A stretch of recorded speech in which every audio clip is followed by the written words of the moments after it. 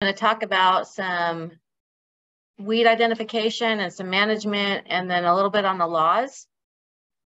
So we're going to start off with weed law and dive in a little bit into the 1710 and the WAC 16. We have, and I'm going to talk about some tools, some noxious weed identification, some management options, and then I have some more tools. So in RCW 1710, the weed law, and the WAC 16750 details noxious weed lists and penalties. So in the weed law, we get to, the state chooses and classifies the weeds. And the Class A classification, the objective is to eradicate any Class A weeds that come into Washington state. Then there's another class of B and B designates, and the goal is to control and prevent them from spreading into new areas of the state and to keep them isolated. So they're not, some of your Class Bs are kind of widely spread throughout the state, but like a good example of Class Bs is like Scotch broom on the west side of the state is pretty thick and widespread, and compared to the spotted knapweed we have on our side of the state, on the east side. So we have very little Scotch broom over here, so we don't want it to turn into like our spotted knapweed, so we try and control it, and we have it listed for mandatory control. And that's kind of the difference.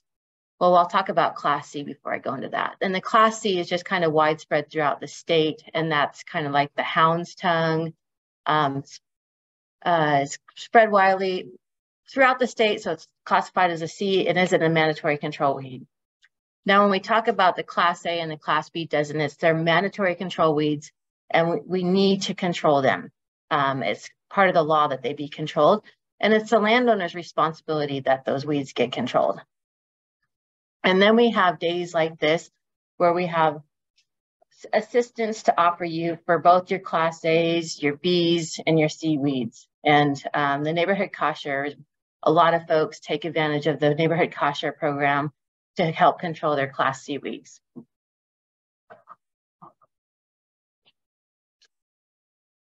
So here's some of the Class A noxious weeds that we have in Pend Oreille County. Some of them, some people may know and some may not. Big head knapweed we have at the north end of our county, very north end up by Boundary Dam.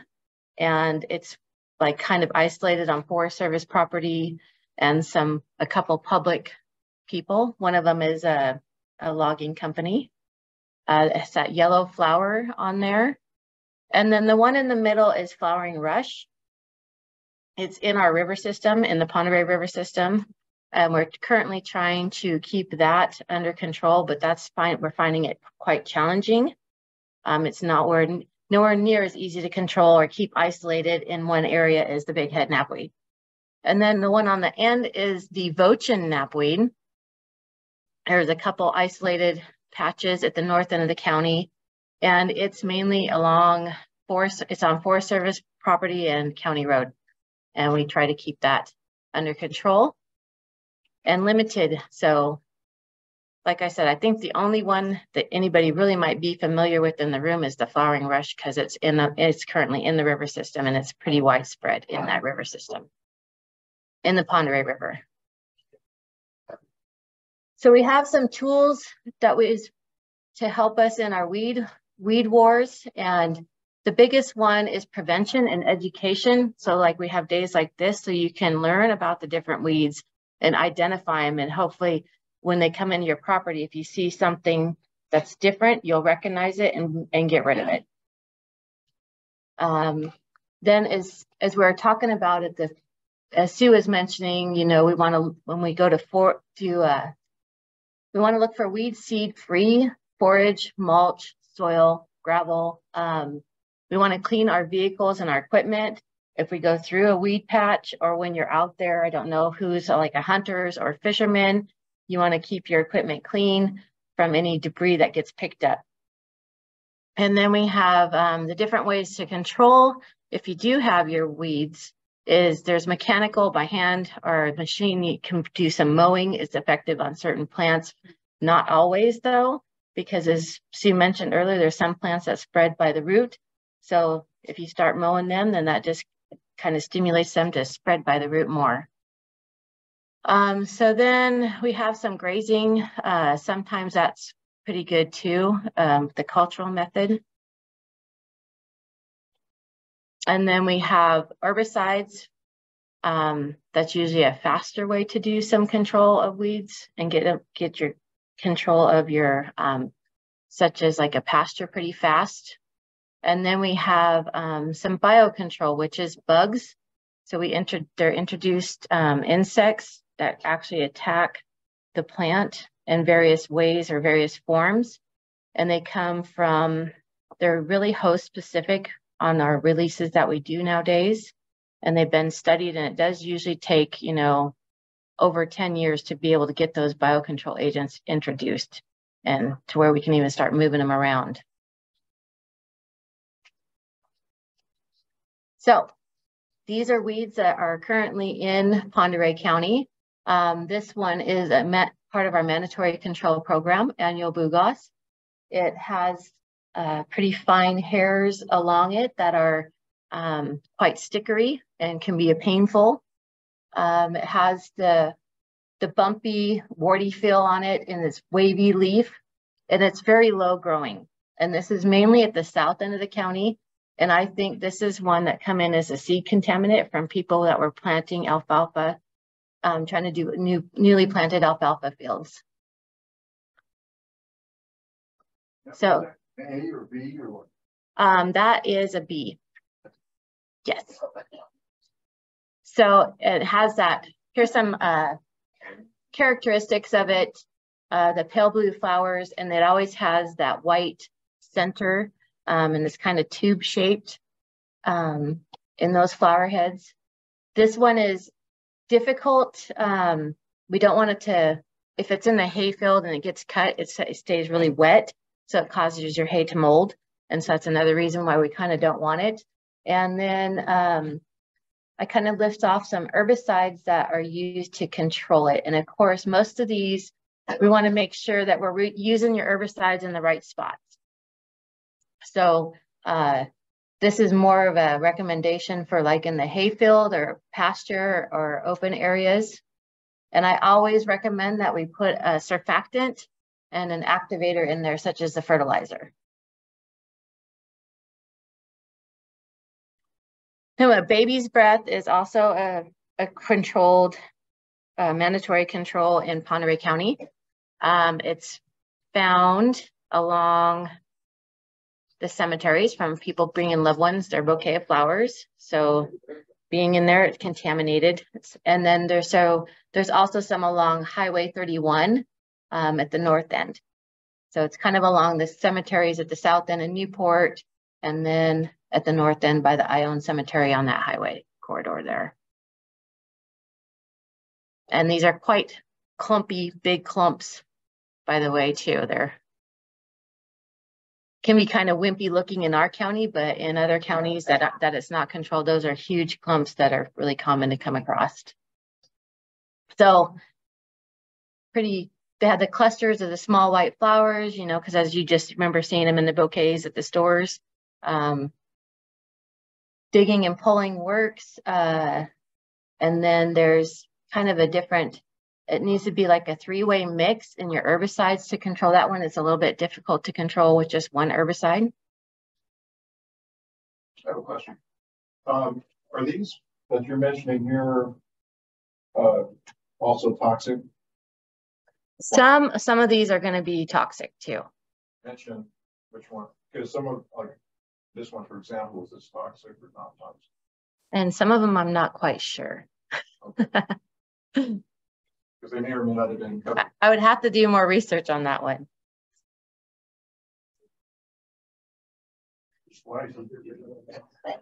What's that? Yes, yes. It's always just a good idea to try and keep your areas clean of certain class A and B designated weeds, and even some class C weeds. So here we have Canadian thistle. And it's pretty widespread throughout the county. This is a Class C. It is not mandatory in Pend Oreille County, but it is one that is, we deal with a lot for people that are in the neighborhood cost share program that want to clean up their fields and to, want to know how to control it. And so we have, we have lots of thistles throughout the county. The Canadian thistle is one that is a perennial. The rest of them are biennial. So this is one that's kind of different. And I think that's why the Canadian thistle is a harder one to control and that gets battled. There is various ways to control it. But mowing is usually typically not an option, as in the next slide, you'll see it can form those massive root systems because it spreads by the root. So typically what you see above ground is really nothing compared to what's underground. So competitive planting, trying to get something established that you really want is important to try and keep your Canadian thistle under control. Does it spread by the roots?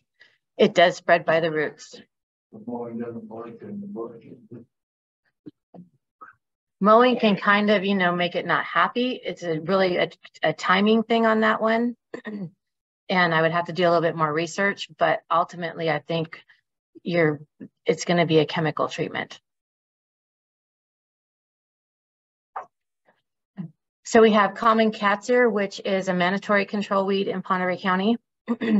It seems to be problem areas, on the west side of the state. This is like a really common one in the yards, and it's kind of the same over here. It's also referred to as like a false dandelion. As you can see, it branches out on the stems. Unlike the dandelion, we'll just have the one stem coming up. So that's another way to kind of tell them apart.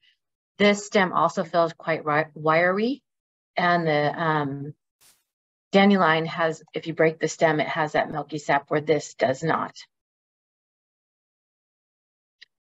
So because most of the time that this weed is in a yard, we need to make sure that we're using a yard mix and the product is labeled for a yard.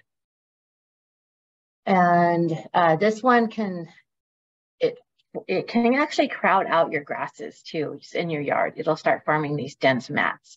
So it's another reason why you probably want to get rid of it too.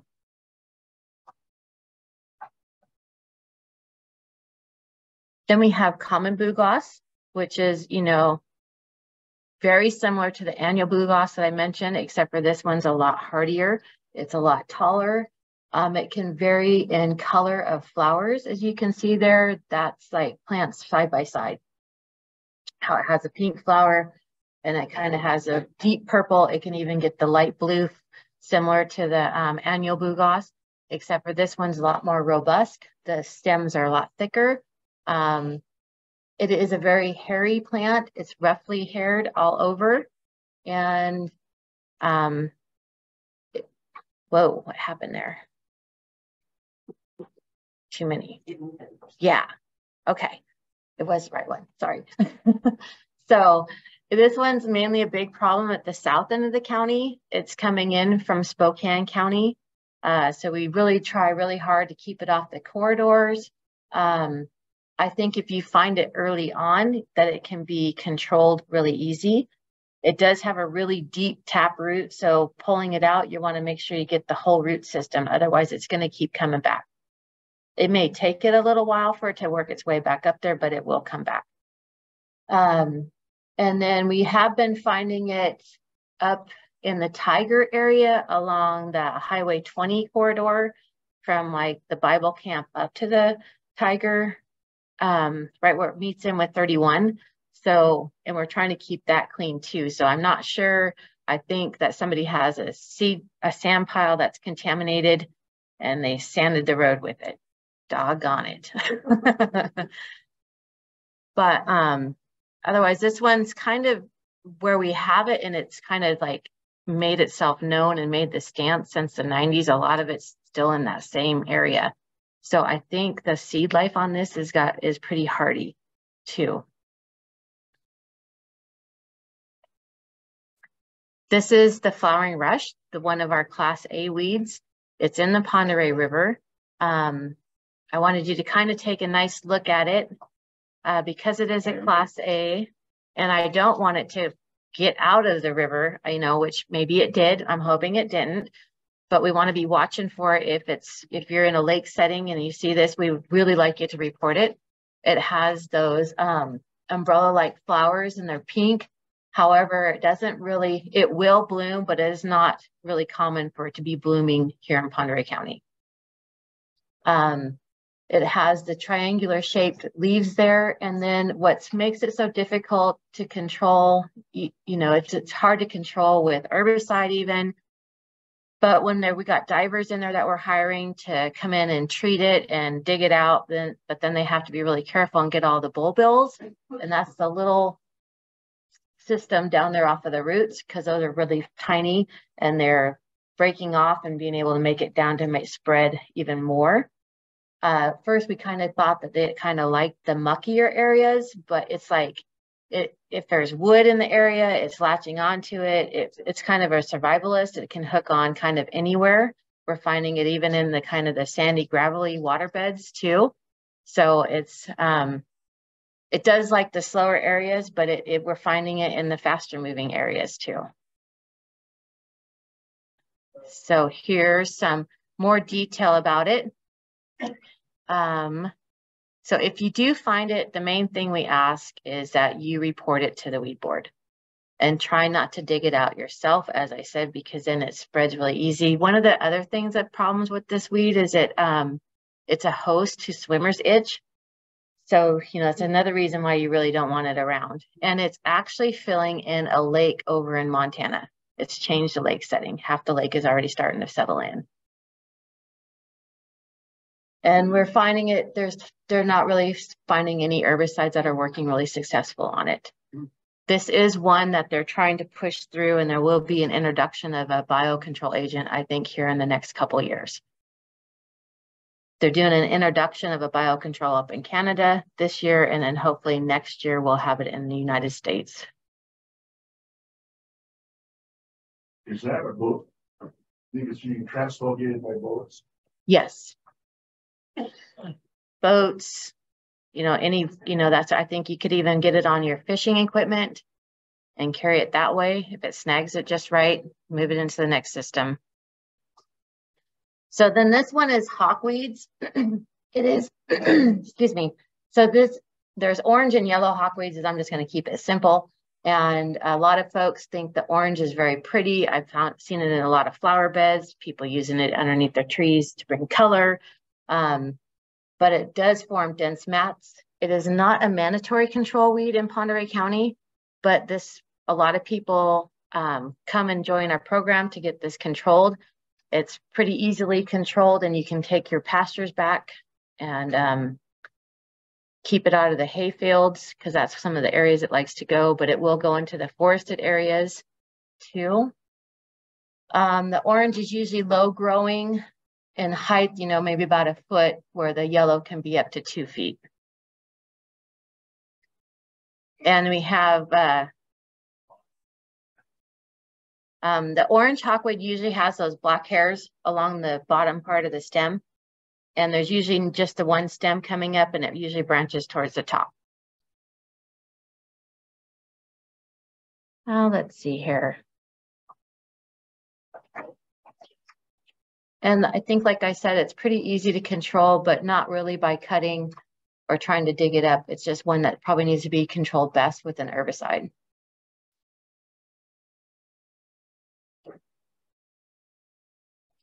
Coriolism is not a mandatory control weed in Pend Oreille County currently, but that may be changing. This is one that's moving in. It's starting to spread, especially along the corridors. It's down in the Newport area. I did find some up in Medellin, so I'm just like, I'm not happy with that. And yeah, so it's very rough feeling plant if you were to feel the leaf, and I think it's because of those star-like hairs that are like you see in the top corner up there. And it has little clusters of white flowers, and it's kind of grayish green in color. That helps it stand out. It is an annual. It can be dug or pulled out. Cutting is not recommended. Oh, there is some side notes. So this is one that is very toxic to horses, and we definitely want to keep it out of the hay fields because even after it's cut, it's still toxic. Let's see. And I think it's another one that needs a three-way mix to control on when you're talking about herbicides.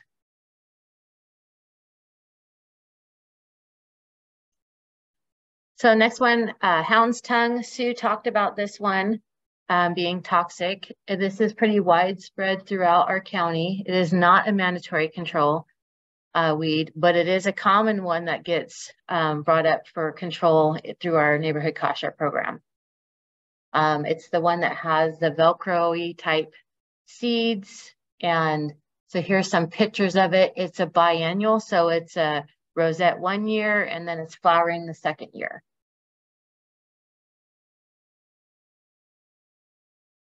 So it's kind of easy to control, I think, and especially if you can catch it when it's in a rosette stage.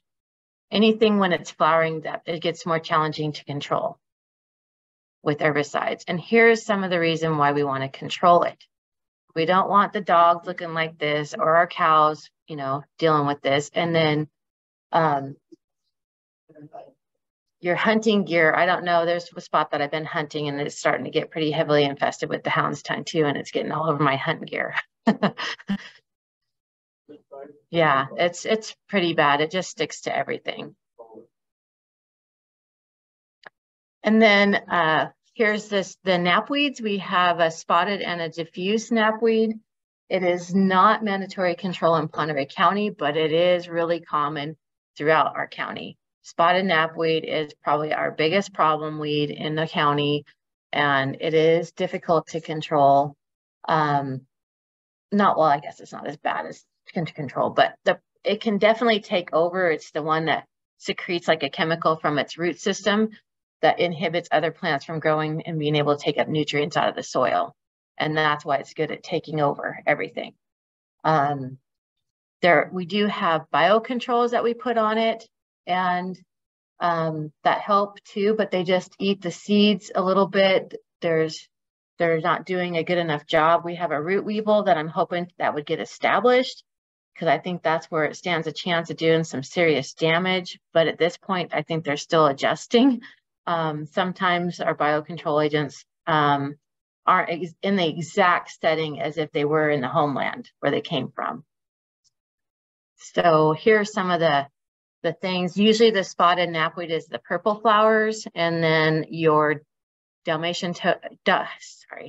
diffuse knapweed is the white flower, but they have been crossing, so that's not necessarily true.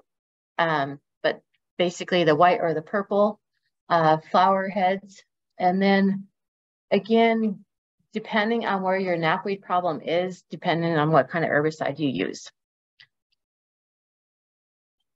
And I don't suggest, if you do pull, I do suggest that you wear gloves, because it secretes a chemical, and some people might have an allergic reaction to that.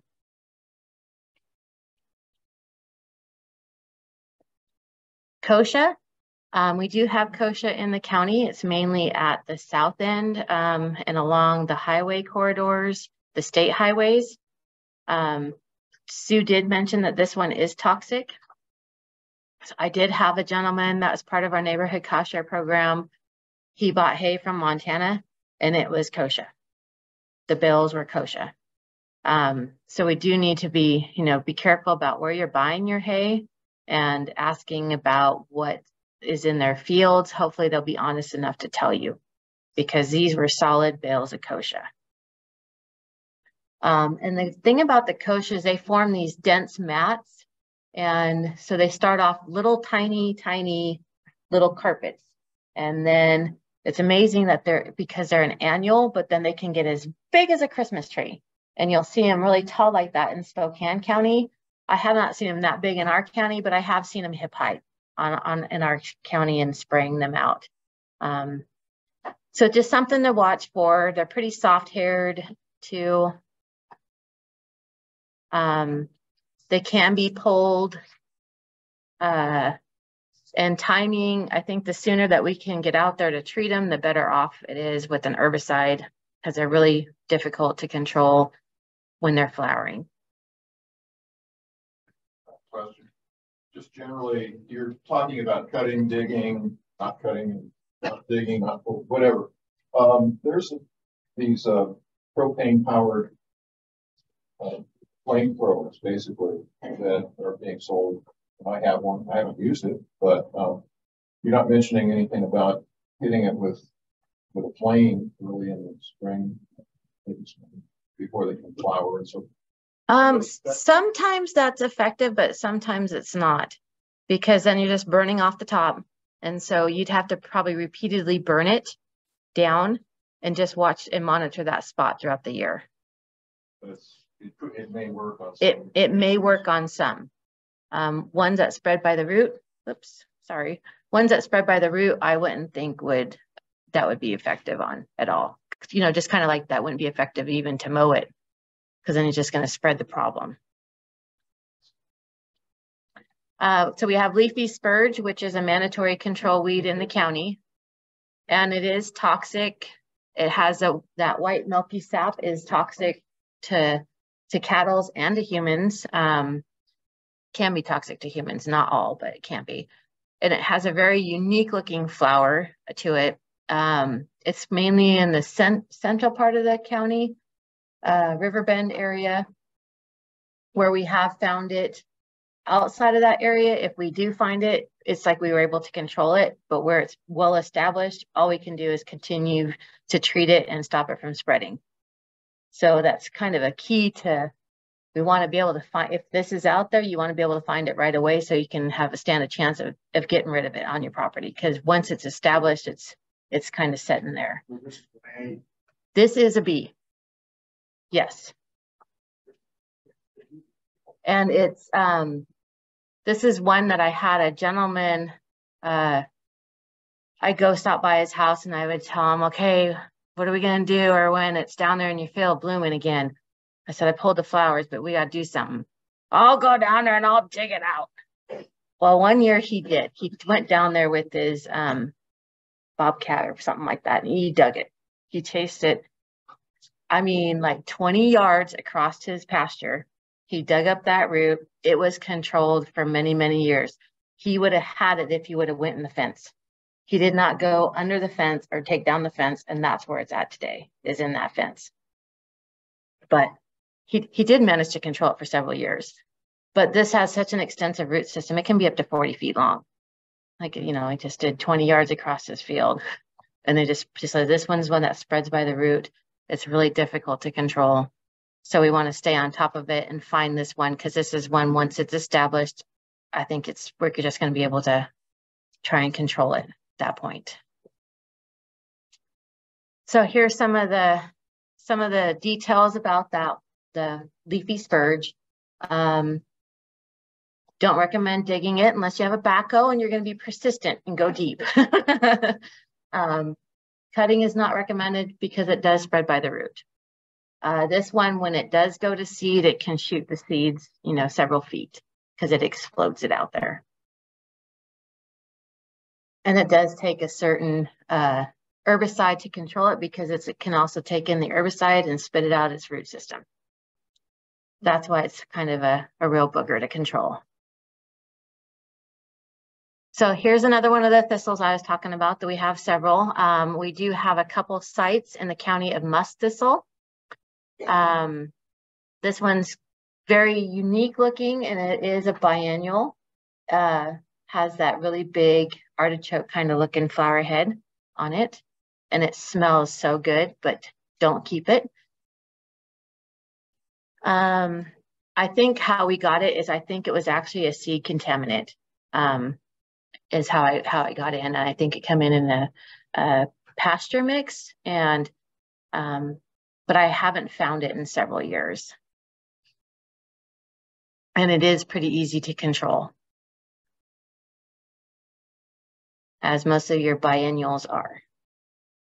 Oxeye daisy is not mandatory control in Pend Oreille County, but it is a problem weed. And so it is often brought up for control and part of the neighborhood CASHA program because it's really invasive on the meadows and pastures and hayfields. As you can see, the solid stand down there. And it is a perennial. So I think that's another reason why it's a little bit aggressive and hard to control. So we want competitive planting. You want to try and keep your fields healthy to keep it out. You know, it's kind of, I've heard 50-50 on if, you know, is being difficult to control to not, you know, easy to control. And so I think an herbicide is definitely the best way to get rid of this one. And I think it needs to be a mix of two different herbicides, active ingredient herbicides. So, and then another one that we have is plumeless thistle, and it is mandatory control also. It's pretty heavily infestations at the north end of the county. Unfortunately, a lot of Forest Service sites have these forest lands up there. DNR land has it up at the north end. There's lots of private landowners that have this at the north end of the county, from like Ione, a little bit south of Ione, up to above Middling Falls even. It's a really thorny plant. A rose bush looks nice compared to this one. It's really difficult without chemical control because at certain times of the year, you even try to pull those pull the flowers off. It's just really stickery. But it is a biennial, so it's really easy to control that first year. A lot better, but sometimes it's harder to see. This one does get about 6 feet tall or taller, but it has the uniqueness of it is it comes up and it does that branching at the top. So that's kind of another way to kind of key that one out to know that it's plumeless thistle too. Of course, repeated cutting, you know, would work if you just watch for regrowth, because a lot of them will try and regrow and bloom anyways. Rust skeleton weed is a mandatory control weed in Pend Oreille County. It is one that is spreading, and it's like just starting to come through our county like wildfire. Spokane County has it. Stevens County has it. It spreads it has a really flighty seed. This does not have much leaf except for at the base. Mainly it's just a bunch of stems with the flowers right on the stem, and there's a little tiny yellow flowers. But then it has this really flighty seed like the dandelion that likes to fly for miles. And in certain areas, this one does spread by the root too. So you pull and the roots want to break really easy. So it's one that's hard to control manually unless you're going to stay repeatedly on top of it. But I don't know. It's just kind of going like gunny bags here in Pend Oreille County.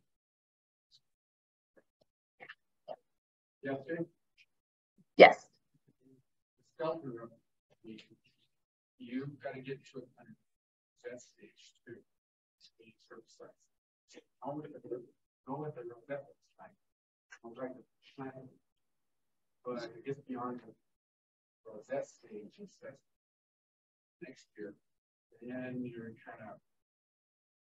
Yes. So the comment in the back of the room was that the rust skeleton weed needs to be controlled, especially with the herbicide, when it's a rosette. And so then it's very small in size. So it's important to know what that rosette looks like in the leaf structure, which is very similar to the dandelion, very similar. And that also has a milky sap in it. But this one's a little bit more wiry and firmer than a dandelion feels. And a way to key it out is it has the fine red stiff hairs at the base of it.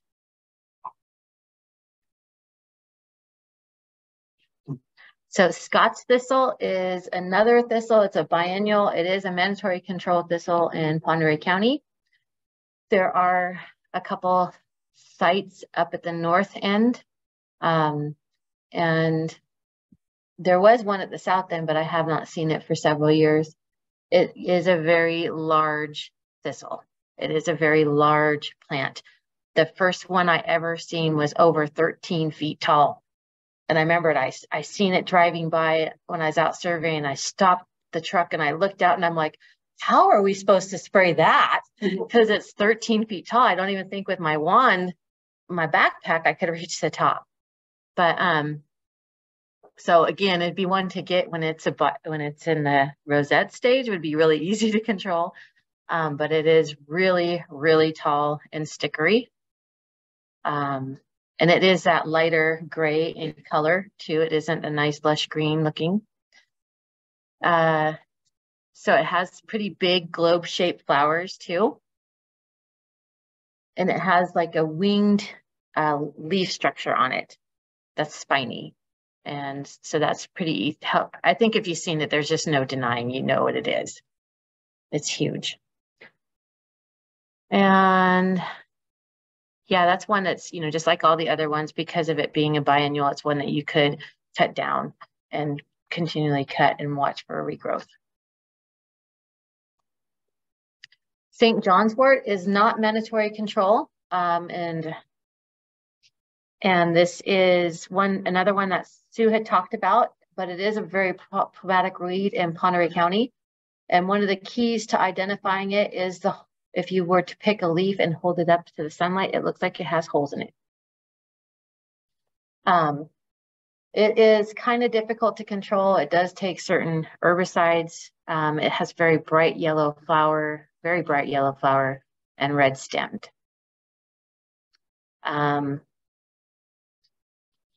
Digging and pulling repeatedly, but this one might be hard to get ahead of like that. We do have biocontrol agents that are kind of successful at controlling this, and it does it in a cycle. And what I mean by that cycle is the St. John's wort infestation size is going to increase and increase and increase and increase. And then here's the bugs. The bugs are going to come in right behind it until it collapses, and then the bugs will collapse with it. And I think we're in the middle of an upswing for the biocontrol agents to be coming and eating it. I did see several St. John's wort plants that were just really chewed up and lots of biocontrol agents in an area. So that's why I'm kind of thinking we're on our upswing with the biocontrol agents, because this one is difficult to control. It does need certain products, herbicides with a certain active ingredients to control it. Tansy ragwort is a mandatory control weed in Pend Oreille County. It is toxic to horses, and we do want to keep our eyes open for this one. It is on Forest Service land, and it does have a unique rosette, and it has the little rays very similar to the oxeye daisy, but it has the yellow centers. And it is a biennial too. So keep your eyes open for that one, because we do not want this one moving around in our county.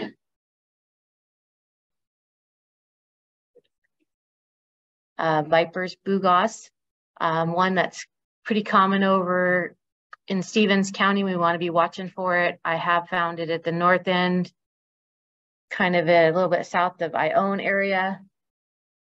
And we want to be watching for this. This one's really stickery. Makes the annual bugos look kind of nice. This one's so stickery. Very pretty robust in size. Oh yeah, there has been one sighting at the south end of the county too. And there's some ideas on that one. And hopefully we don't have that one coming in as a seed contaminant either. And then we have another widespread one that's kind of not as bad as the red skeleton weed, but Queen Anne's lace. The wild carrot is starting to move around in the counties, especially on the corridors, and it's kind of scattered at the south end. It's in the middle of the county. Starting to find a few at the north end too, but kind of like this Cusick, Usk area is kind of a really thick hub for the Queen Anne's lace right now. And it has the unique umbrella-like flowers that are white, and then they open and close to form that ball-looking So that makes it really easy. It is related to the carrot. And we don't want it interfering with any of our garden carrots either, because it doesn't produce a root to eat. And it's another one that needs to be controlled, preferably when it's not flowering. But, you know, of course, that's what makes it easy to identify is when they're flowering. So to try and catch it when it's small is ideal. And then we have yellow star thistle, another one that Sue was talking about. We have this in a couple areas of the county, and it is mandatory control. And has those thorns, and it's kind of got that unique grayish, lightish, greenish color too. And it's kind of webbed along the stem also. Has been found at the south end of the county down by Fan Lake and along Highway 20 corridor. And Jurgens Road, I think, is the other sighting. So it's just a few. We want to keep it that way.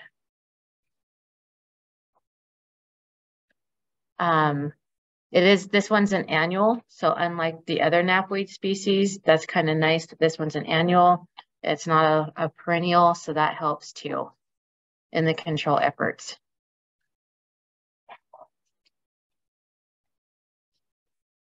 So when it comes to product recommendations, what we want to be thinking about is the area that you're applying the product or what you plan to do with that area. So if you have a pasture or meadow and you're wanting to turn it into a hayfield, we want to make sure that you're getting the right product, because there are products out there that have hay restrictions and can cause your hay production to be halted for a couple of years, at least if it can't be sold. You could use it on the farm, but it can't be sold.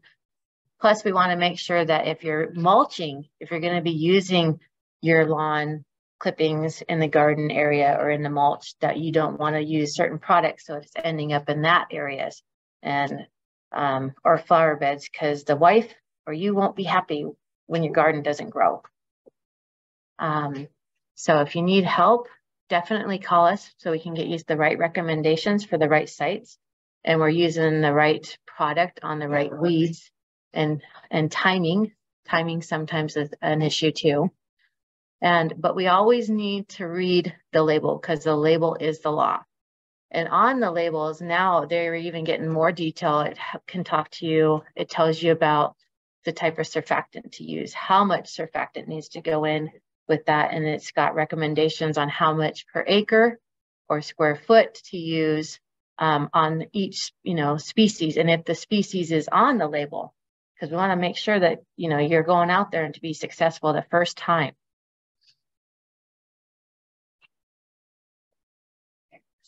And this is kind of like I was on the label, they have pictures. So like this one's like off a milestone. And so you don't want to treat your hayfield with milestone and then use the manure from the cows that ate that treated hay in the garden or the compost pile, because that causes a big problem. The garden might grow a little bit depending on what plants you have in your garden, and they'll grow a little bit and then they die. Well, then they get real unhappy looking. And then we want to do some testing, because then once it makes it into that soil, then it takes a little while for it to get out, because then there's certain microorganisms that got to break down those herbicides, the active ingredients that's in that soil, and that does take time. In this particular aminopyrrolid, it takes about 1.5 years to get out of our soils. And again, that's based on how much moisture and how warm we are. So it could change, if we have these really cold seasons and we don't get enough moisture, because that's just the way it helps it break down. And we want to avoid any tomato plants or pea plants looking like this.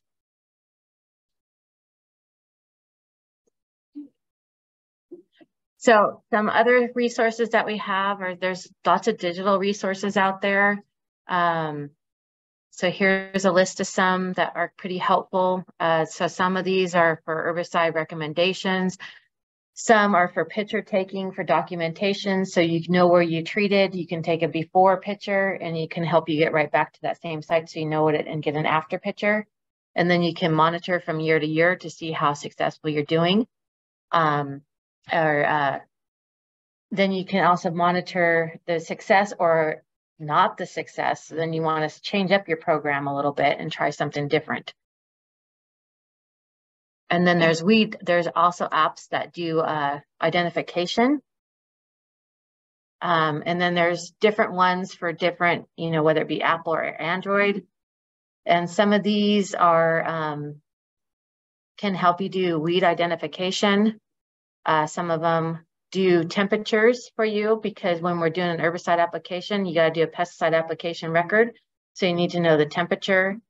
And so some of these have this, and then they can help you with calibration, because that's like really key.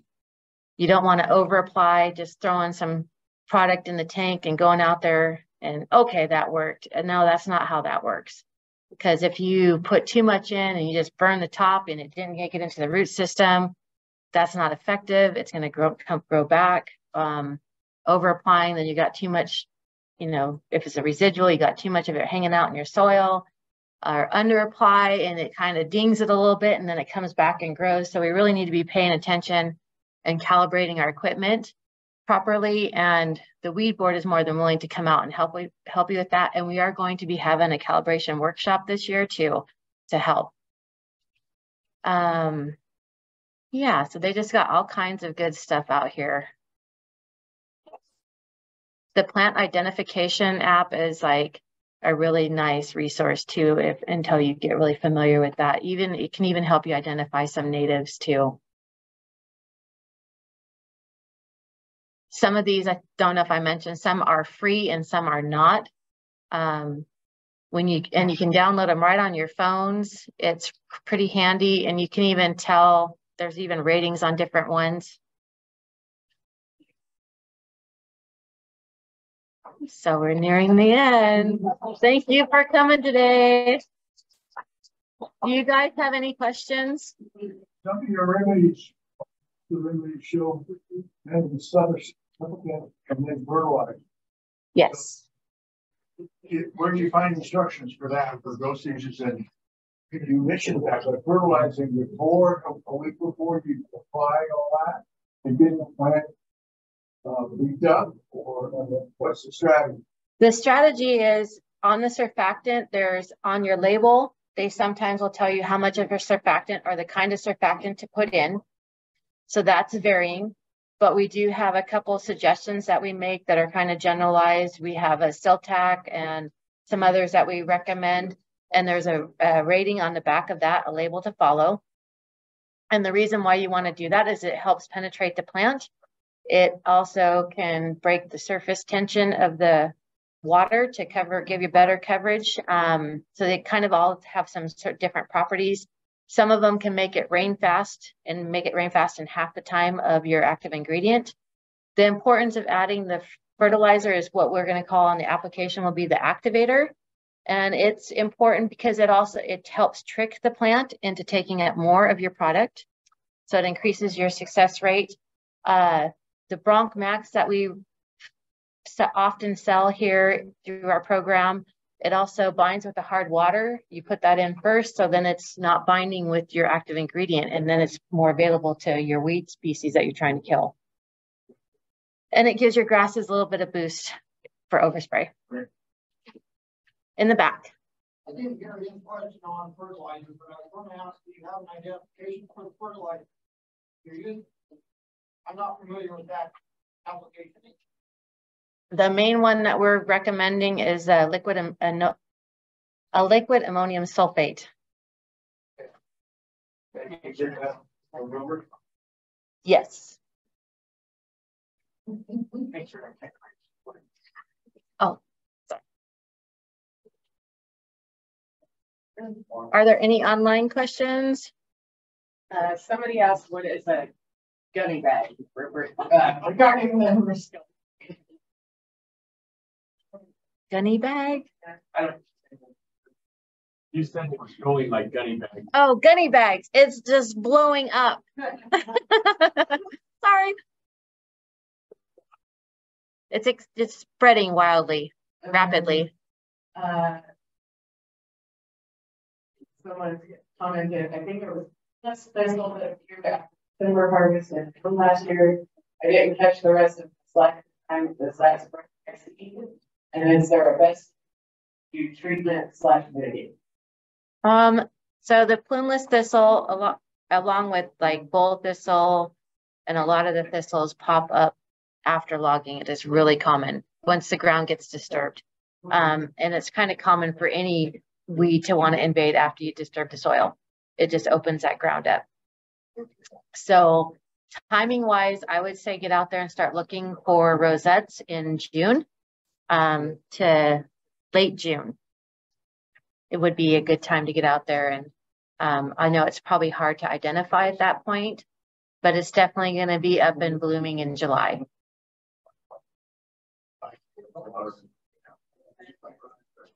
Let's see. We have just another comment about leafy spurge to remind people how similar ornamental spurge is to leafy. So there is an ornamental spurge, and it's called myrtle spurge, and it is highly toxic. And that's the one that put a bunch of kids in the hospital with bad burns on their arms because it just blistered them right up. And that was in the Deer Park area a couple years ago. Another name for that is like donkey tail.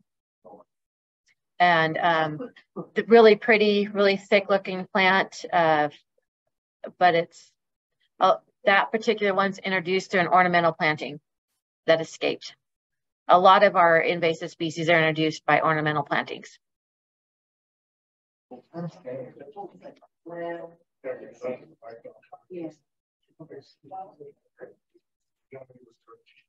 I wanted to start a flower business, is in a cane garden, do I have anything to worry about spreading seeds from? Probably in field areas, but like to have flower business, baby spread for example. Well, baby's breath really isn't supposed to be grown in Washington State. And I suggest that you look at the quarantine list produced by the Department of Ag, Washington Department of Ag. And that, because that might be one that ends up in the flower business too. Okay. All right, we're